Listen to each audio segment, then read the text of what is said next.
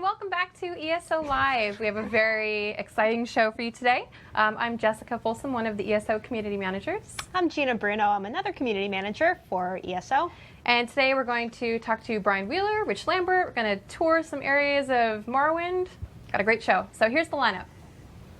Hey, it's exactly what you just said. Exactly what you just said. Weekly news, and lead PvP designer Brian Wheeler will be with us to talk about some campaign changes coming to Cyrodiil.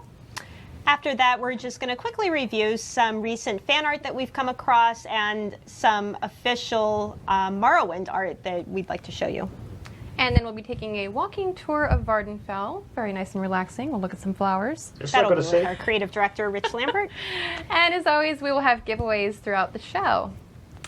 So let's dive into the official news. We'll get through that really quick because I know you guys really want to see Morrowind. Here's a guy. Hi, Brian. I'm hiding. So this week, Homestead came out on consoles. Gosh, it was this week. It feels like it was. It feels like it was a long time ago. Week. So Homestead is now out for Xbox One, PlayStation 4, and PC and Mac. And we've loved seeing all of your home creations. There's some very talented interior designers out there. Keep it up.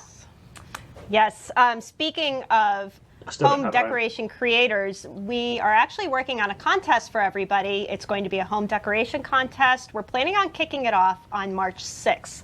There will be 4 different categories that you can enter in, but we'll have all the details for that. On March 6th, we'll publish a blog article with all the details and the prizing. One of the prizes is going to be the digital collector's edition of Morrowind. Ooh. Also, potentially a very large home. So be on the lookout. Awesome. It's going to be really cool. That'll be really fun for us to judge, too. Oh, yes. One other thing that's coming up next week. Not judging. Not judging. You should help us judge. Best traps. Arena. Best traps. There is going to be one for arena. a dueling arena. Yeah, Okay, maybe you can help us. Okay, I will judge. We thought of it. Good. So next week also we're going to be having the next Crown Crate season. So the Storm Atronach Crown Crates are going to be going away on the 2nd, on the morning of the 2nd, and then we're going to be 10 a.m. 10 a.m. Yep. And then next up is going to be the Wild Hunt Crown. Good, because the Storm Atronach crates sucked. If you've seen the previous videos which I sent out, yeah, the RNG was absolutely terrible.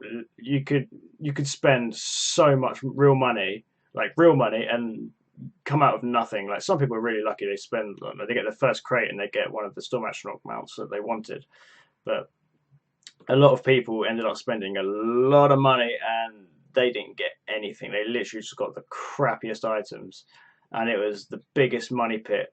So I'm glad to see the back of that. You know, it was terrible. You know, I really want the Wild Hunt crates to come, because obviously I really want the Spriggan sets, because it's going to be like a Spriggan theme crate. You know, with the mounts and everything. So that's going to be really cool. But if it's going to have the same drop rate as the Storm Atronach crates, if they're not going to fix that, then it is not worth it. I'm not going to spend the money on that. And yeah, I'd advise you guys probably not to spend that much money until you know the chances and exactly what you're going to get. Check out the videos which I got on the Storm Atronach crate series. I don't know, 10, 12 videos. I don't know. I had quite a few videos showing you exactly, you know, the drop rate, and it was terrible. Literally, like, not one Storm Atronach mount. No, maybe one. I think I got like a camel or something, but like, it worked out. They would have been hundreds of pounds or dollars, whatever your currency is. So yeah, it's good to see the back of that. But if they do change the RNG of it, then I might try it. I mean, I'll probably do one video anyway of opening just for you guys anyway. But apart from that, I don't think it's worth it. But anyway, let's carry on. Crate season, which is a Spriggan theme. Spriggan! So they're really cool. We'll have an article that shows everything that's coming in the new Crown Crates. So look for that on the morning of. Or you can just check out my video where I show you everything to do with that Crown Crate. And anyway, just look up Wild Hunt Crown Crates on my channel, and I will show you. I basically give you a whole big list of all the stuff you can get in that crate. So yeah, rather than waiting for that, just go check that video. It's already there. Yeah.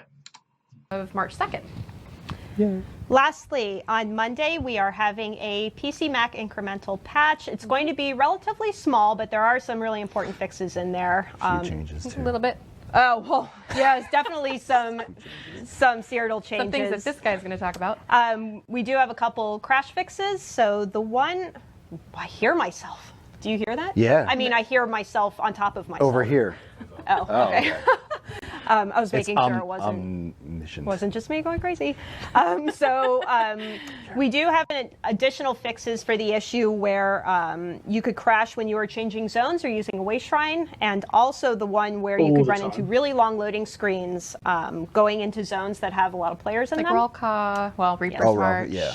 Like Rolka, Draglorn. that's always fun. Yeah. Yeah. So, Rolka at 7 Mournhold. p.m. Yep. There will be a Cyrodiil. for real fix this time in this patch. Also, we know a lot of people have been asking about this. We are making it so treasure chests that you find with treasure maps specifically are going to have a small chance to contain paintings. Woohoo! Paintings. So that will be I have a lot of treasure maps I need to use. Yeah, me too. Yes. I think I'll crack them open to get some paintings. Yes. One of the bigger items that we have going into not just this patch, but it's going across all mega servers and all platforms are the campaign changes. So basically, we are turning off champion points on all campaigns, all platforms, all mega servers, and that's happening Monday morning. 1 week. We know the forums have been saying. No. 1 week. 1 week. 1 week. For anyone that maybe hasn't seen your forum post, do you want to sort of describe why we're 1 week, no champion points. Let's just hope it's 1 week. If they're going to carry it on, I mean, yeah, if this is just a test or something, then no champion points. That's gonna kill a few people's will to play the game, because Cyrodiil, you know, if you look at say Thornblade or something, you know, which with the champion point campaign, there's going to be loads and loads of people there, and the reason why they do that is because, you know, the champion points essentially go towards making your unique build. Like with the Bastion champion point skill, you can have a blazing shield build, or you can just have a Magsork and have, you know, keep sustaining shields. Or if you, I mean, I don't like this one, you know, it's got to go anyway, but so I kind of agree with this next one. But the Viper and Veladreth combination, you know, if you put your points into if you put your champion points into poison damage and damage over time effects, then, you know, that's where it's going to get really, really OP. So I can understand them doing it for that, you know, because the Veladreth 5%, that kind of breaks Cyrodiil a little bit. You know, if you don't have over, I don't know, 28k health, you literally get one shot. And it kind of sucks. It's kind of ruining it a little bit. It's forcing players to go that way and, you know, wear those sets. So, I mean, it would be a good thing to have that, but as far as no champion points go, yeah, people are going to lose the will to play in campaigns. So let's just hope it's just for this 1 week, but let's see why anyway. We're doing this and what's happening. Yeah. I mean, the past year and a half, we've been working on performance in Cyrodiil, and actually in 13, or the housing update, we actually had a very good change. Yeah. Things got a lot better. There's still some spikes. Yeah, there's still some spikes out there, but a lot of people have been not posting about it, so that's great.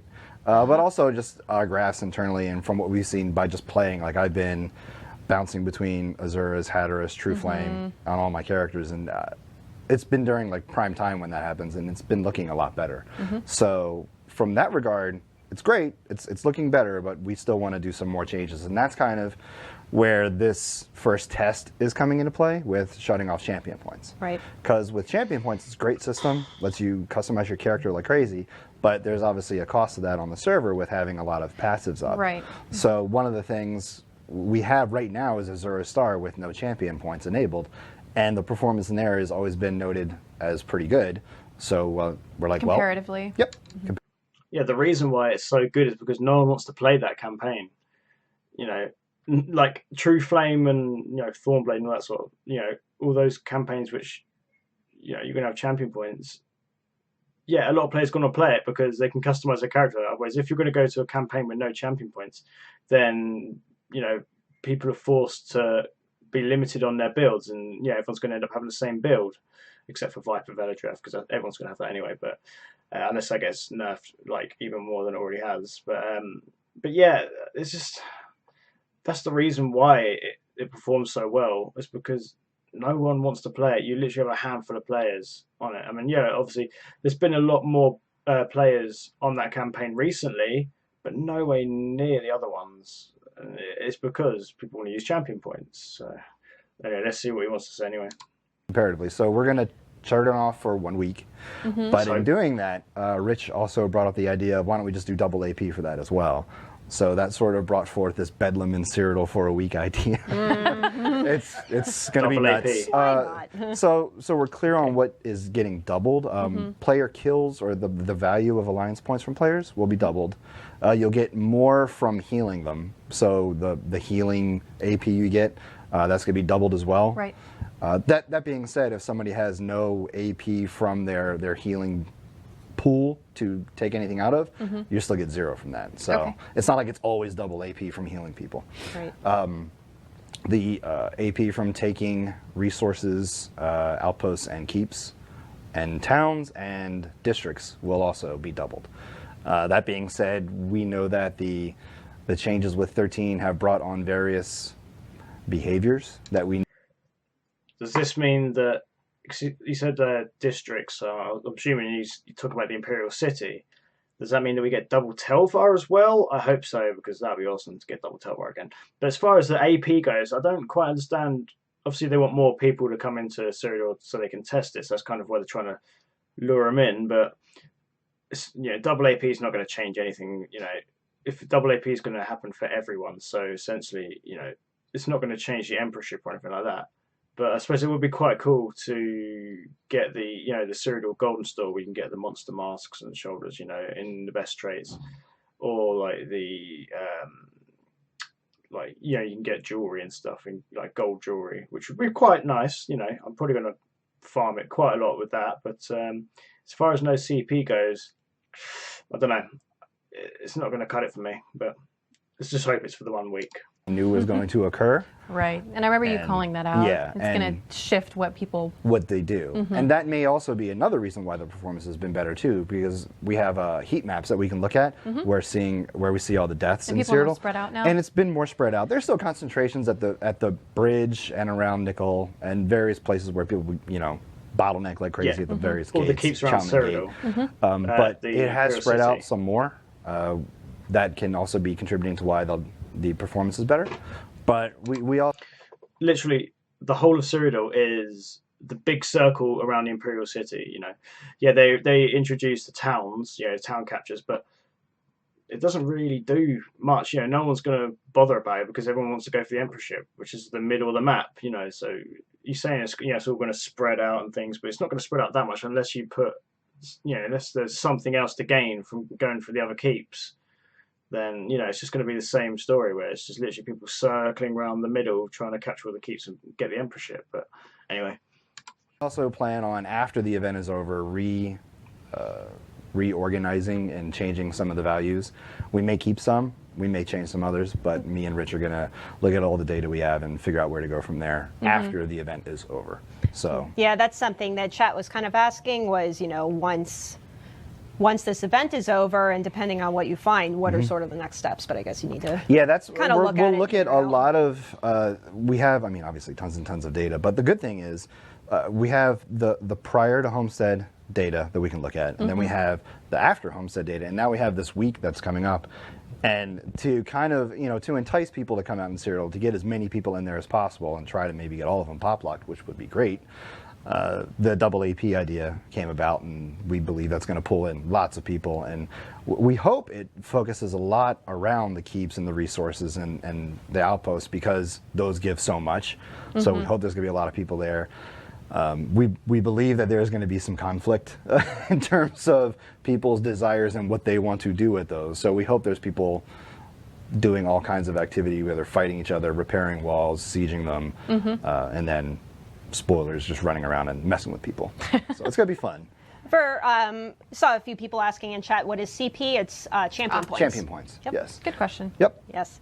A few were asking how they should fight in order to help the test and kind of get the best data that you can. I mean, honestly, doing as much balling up and fighting en masse in areas will be the best. That's kind of another reason why the AP from Keeps and because you want people to kind of congregate at the keeps. Right. I mean, we know they're going to fight at the bridge. We know they're going to fight at the various Chalman Gate and Ash and things like that. Is fighting for resources also helpful? Fighting for resources will help. Yeah, it's anytime you can cluster a lot of people in a small area is good. So, I mean, if you guys want to eye the storm bomb all day long, go ahead. That'll help us out.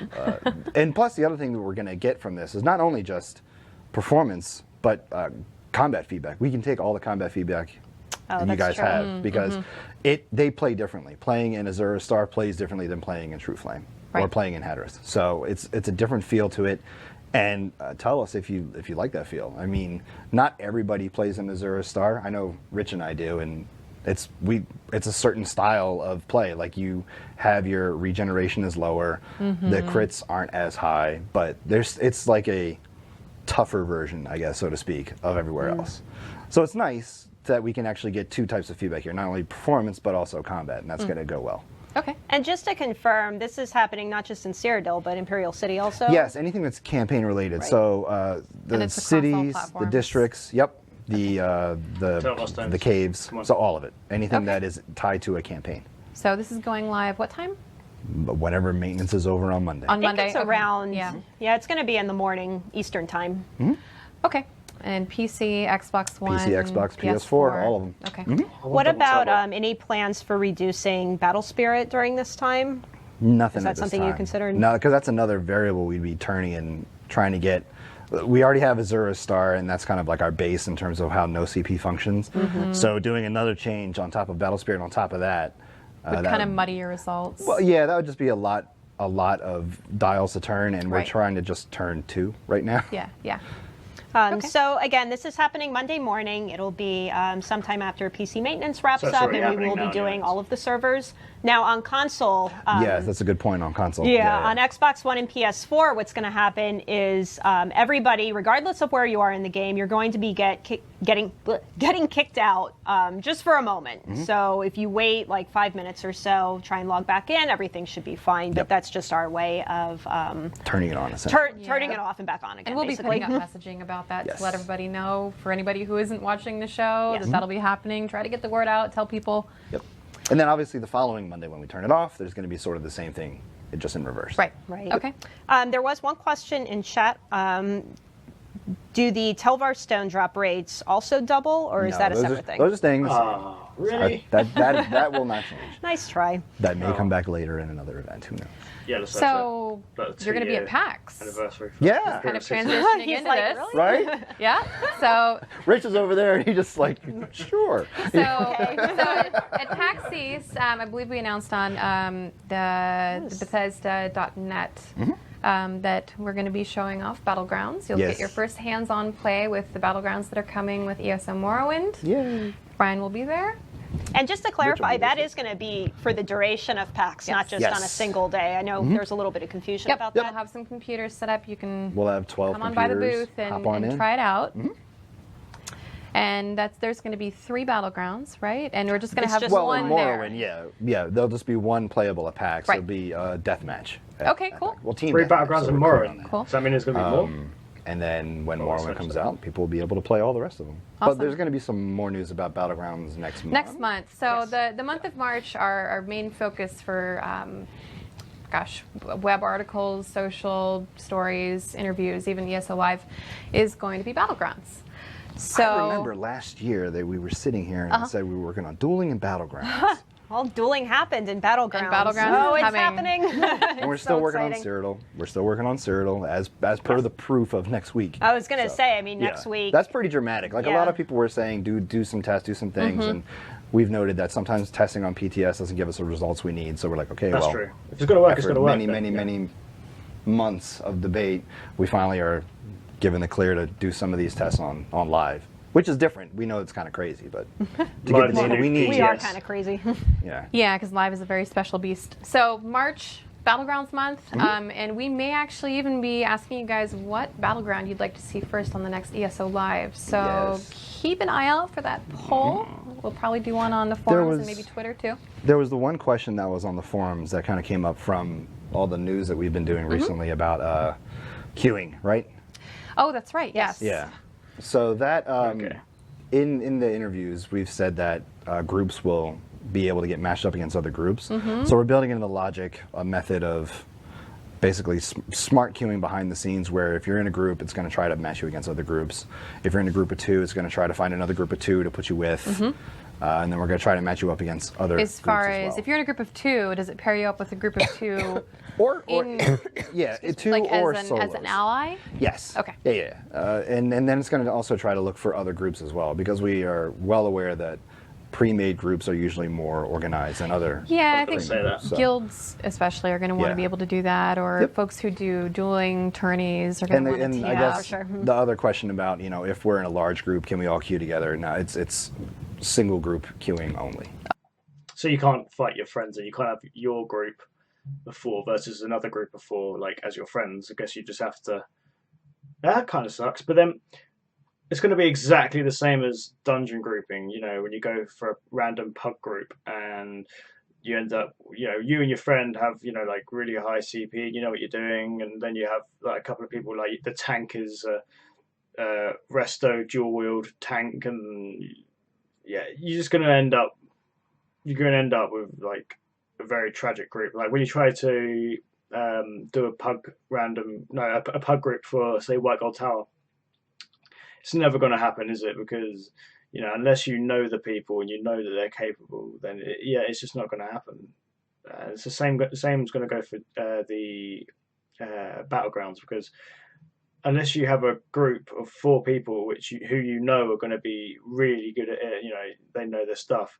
There's no point doing a group finder for it, because chances are if you get in a group that good, it's not going to happen, or it might do, but the chances will be really, really low. So I don't know, unless they're going to do it so they like group both all 3 groups are going to go against each other. If they have within a threshold of CP, like I don't know, champion 1 to 50. Champion